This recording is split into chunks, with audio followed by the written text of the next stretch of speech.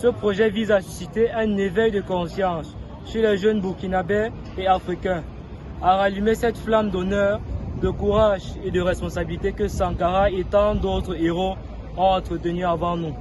Nous devons comprendre que les héros du passé et du présent ont bâti les fondations de ce que l'Afrique est aujourd'hui et qu'il nous appartient de construire les étages suivants.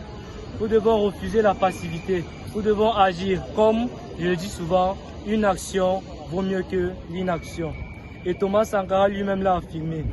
L'esclave qui ne peut assumer sa révolte ne mérite pas que l'on s'apitoie sur son sort. Ces mots résonnent comme un devoir moral. Il rappelle que la liberté ne s'obtient pas en parole, mais en acte.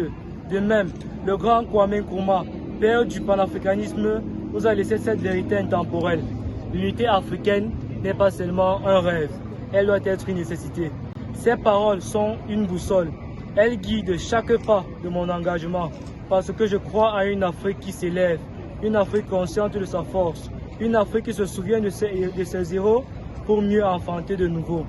Oui, depuis le Cameroun au Burkina Faso, je marche sur les traces de ceux qui ont refusé l'oubli, ceux qui ont donné leur souffle pour que l'Afrique respire encore.